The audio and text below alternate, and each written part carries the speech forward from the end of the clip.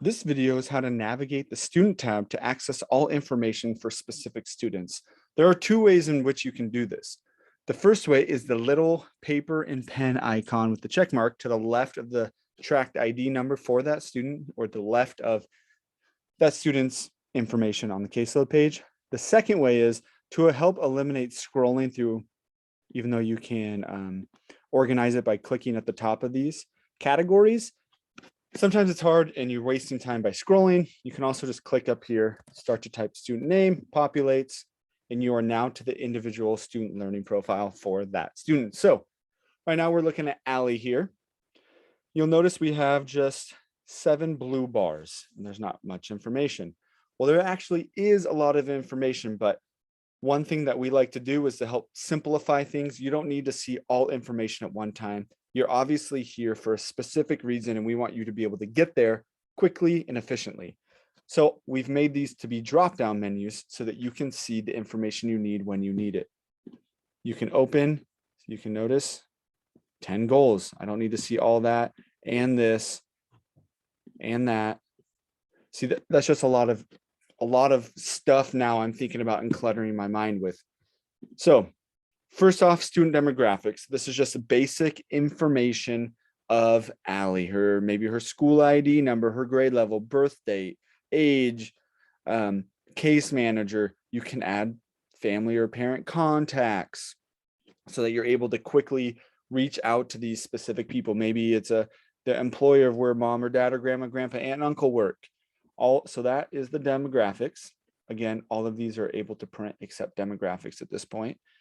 Next is student goals. So this is where you're going to cycle through the different goal areas and add goals to the student, add IEP goals to the student's profile. And this is where you're going to pick the skill. It's going to have the goal written for you, how many questions you want for that specific skill when an assessment is, when you want to create an assessment. So this is going to generate 26 questions for 26 lowercase letters. Objectives. So those mid-year check marks to make sure that student is on the right track to meet that goal. You can also just quickly delete it. And for visual preferences, we also added the green check mark for this is already mastered. So when you're cycling through the different things you want to work on these kids, you can be like, oh, mastered. Oh, I need to work on identifying numbers to 50. So you don't have to see all of the added stuff, or you can just hyper focus on the things that you actually need to be working on just by clicking that button there. Next is assessment. So you're going to see every assessment assigned to that student, what you had called it, if they completed it or not. You can see the percentages they got for each goal or target skill. One thing that we got some feedback on is now I'm going back and I'm scrolling, I'm opening and closing, trying to figure out what was number 10. Oh yeah, number 10 was that. And it's just, we wanted to save time. That was the point, simplify. So we added, by clicking view target skills, you can now see what are the target skills and quickly see what the target skill was, what the percentage was, and move on. You can also access all of their assessments, what they got correct or incorrect. If you have time to, look for patterns, you can look at the different notes you may have written, or you can also print off this assessment and how they did, maybe to share at IEP meetings or team meetings or, kid concern meetings. Next is progress graphs and daily progress notes. These two are generated from the schedule page specifically. But you can also, maybe you don't have a group of kids where you put them on the schedule. You can do that from here by every time they get the question right, yes. Every time they get it wrong, no. Okay, I don't know how many questions or how many letters I may have asked Allie, but at least I have a concrete percentage now. And it shows, it date stamps everything down here. So now if you hold your cursor too, you'll see, okay, 50%, 64 yesterday, 63, 68.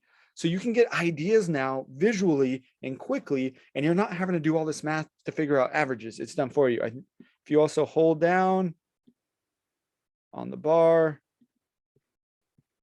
it will show you. So you can go see, okay, this one might have 15, this one might have 2. But now it's not just progress report, one final assessment, or I think this is where my kid is when we write progress reports. Now we have concrete numbers to back us up. So if anyone, parent, teacher, principal asked us, well, how do you know that? Can you show me proof? You pull this up and you have a lot of proof and a lot of different dates that you can show in what you did specifically. So that's progress graphs. And this is more that the IEP daily tracker that we provide through Track. The other one is daily progress notes.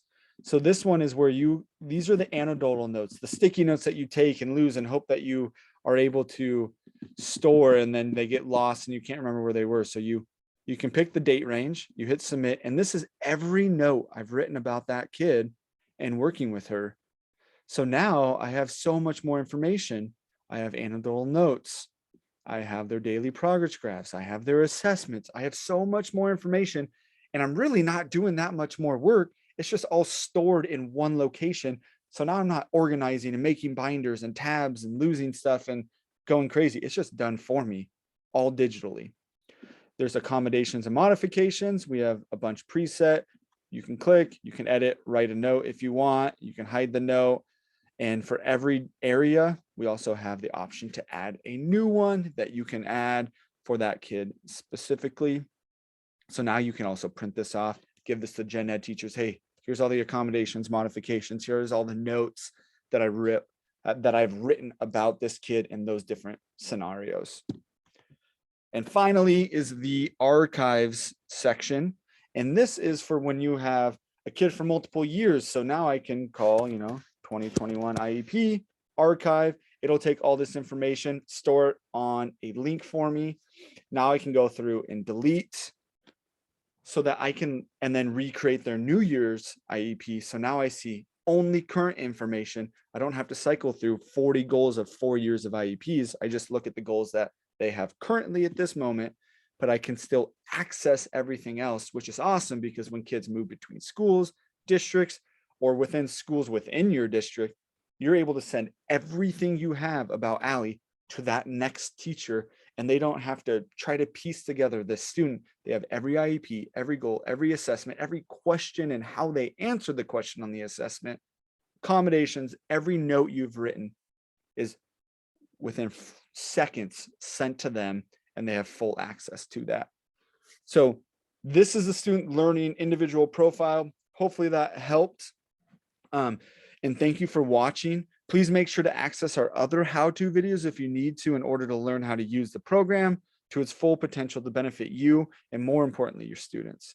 And always, if there's anything else, any more questions, feedback, or advice, please reach out to us. Shoot us an email at info@trackedlearning.com. Thank you.